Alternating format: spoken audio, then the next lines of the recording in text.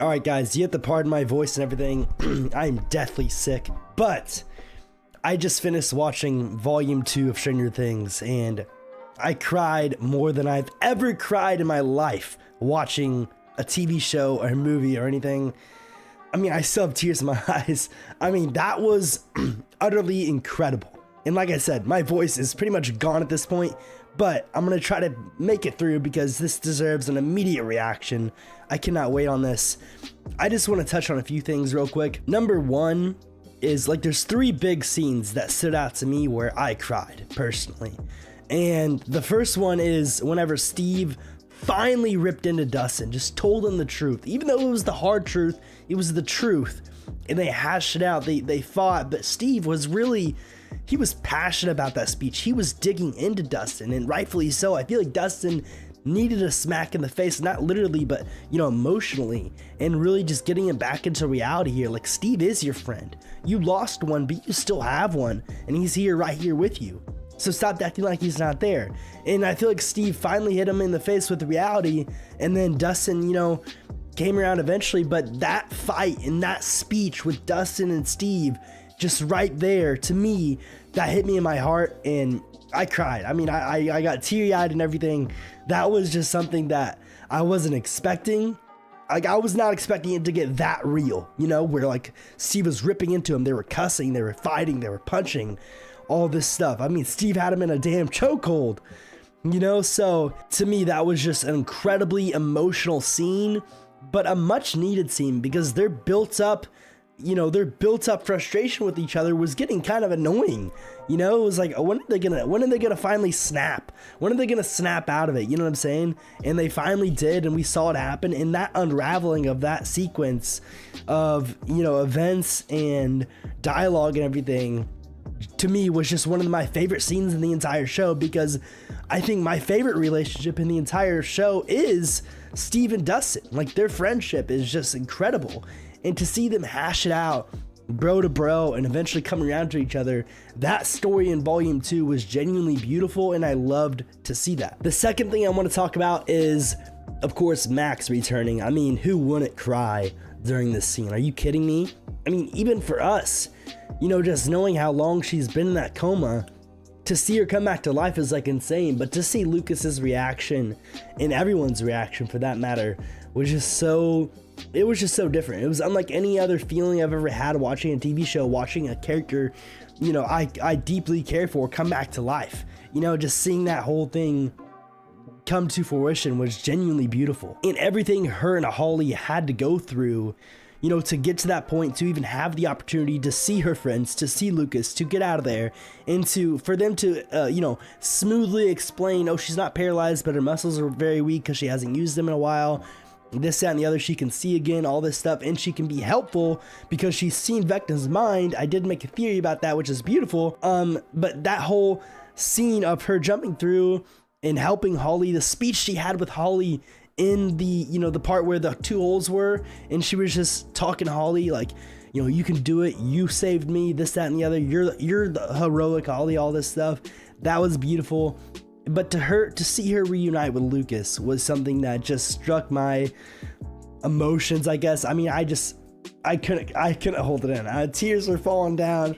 It was just incredible. The way they wrote that was just almost as good as what they wrote Will Byers coming out. I mean, those two scenes to me, I mean, these three scenes that I'm talking about, Steve and Dustin's fight, and then of course them making it up, and then Max waking up, and then the final scene I want to talk about real quick is Will coming out to everyone. Robin's like, oh yeah, I came out to Steve, and he's like, Steve, you only came out to one person, all this stuff. And Will gathers up everyone, and he comes out to everyone. But the way he did it, oh my goodness. Nobody reacted in a bad way. Everyone was opening and welcoming, you know, and they all know that, you know, he's family. It doesn't matter, you know, it doesn't matter if he likes boys or girls, you know what I'm saying? And the fact that, you know, even though he had a crush on Mike and everything, Mike's still gonna be there for him as a best friend. And Will knows that. Now Will can finally live with that, and he can move on. He can find his, you know, Robin to his Vicky, you know what I'm saying? He can find his Vicky. So, or his Vicky to his Robin, I guess.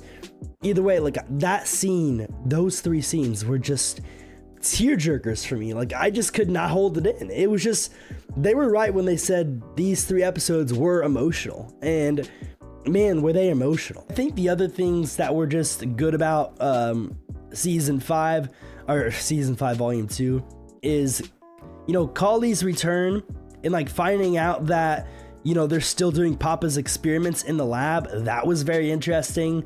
I kind of figured that would happen once I saw them taking blood from Kali. But now that Hopper hates Kali, I kind of don't like it. But rightfully so, you know, 11 has to die. And that's one thing we found out in volume 2 is that not only does 11 have to die, Kali has to die, and maybe even Will. They might all 3 have to die in the final episode. Definitely 11 and Kali, because it's an endless cycle. And without, you know, if they don't die, they're just gonna get tortured the rest of their life, or they're gonna be looking behind their shoulder. But if they sacrifice themselves with the bridge, then the experiments are gone forever, and they'll be okay. So I feel like finding those 2 things out were just, it was very sad, but it was like, oh, you know, how did I not think about that? How did I not think that, you know, they wanted 11 because they were still doing the experiments, you know? So it just put everything together and made the story make more sense. And overall, I thought these 3 episodes were absolutely incredible, tear-jerking. Oh, and yeah, how did I forget about the scene? Nancy and Jonathan, oh my God, I was crying during that. They unproposed. I mean, oh my God. So Nancy's gonna be single, which honestly would have been my vote if I could have had one. But holy shit, that was just like, oh my, they confessed everything finally. None of these secrets, none of this awkward, you know, this awkward tension. There's none of that anymore. They finally just let it all out because they thought they were gonna die. Them thinking that they were gonna die, and then them not dying leads me into my biggest problem with volume 2. My biggest problem, and it's a big problem, I'm not gonna lie. In my opinion, the Duffers messed up. They messed up with volume 2 with 2 certain things, but one thing for very sure. And I know a lot of you guys are going to disagree with this, and you're not going to want to hear, you know, bad opinions on Stranger Things season 5. This is by no means going to ruin it for me, because the entire story up to this point has been incredible. And, you know, if it happens to be just 11 dying, then so be it, or 11 and Kali, whatever. But there's too much plot armor. There just is. I mean, it got to the point to where even I got annoyed. I just got annoyed in volume 2. I mean, around every corner, Holly falls from the sky 8 million feet above, and she just gets stopped and then sucked back in, and she's somehow still alive. You know, Nancy and Jonathan are clearly in a death trap, and they somehow survive and they don't die. You know, I could name 1,000 others where, you know, Lucas and Robin and Vicky and the Demodogs just coming around, they don't die there, you know. So I feel like there was just so many opportunities to kill off a character and make it emotional. I mean, how did Murray not even die? Are you kidding me? So I feel like them not killing off anyone was kind of ridiculous, to be honest with you, and kind of disappointing.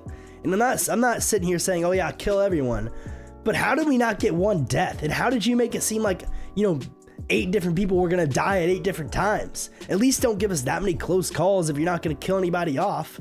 So I feel like that was my biggest problem. And then I think, of course, season 5 is rushed.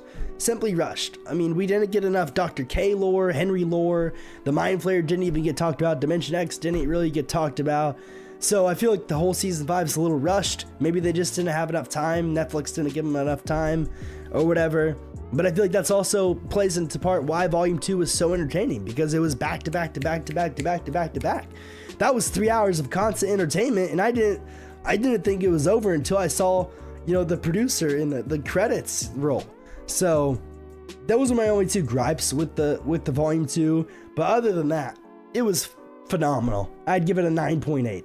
I'd give it a 9.8. It was genuinely incredible. Let me know what you guys thought about it. I'm gonna get out of here so you can stop listening to my voice. It is completely shot. But I really did enjoy this volume, and it struck some chords. I mean, my goodness. I'm gonna have some tears tonight, but I just want to wish all you guys happy holidays, Merry Christmas, celebrate it with your families and your loved ones. And I appreciate all the support. And yeah, this show is amazing. It's done wonders for me. I'm sure it's done wonders for all of you. And I cannot wait to watch the final episode. Make sure to drop like, subscribe, turn on notifications, and I will see you all in the next one. Peace out.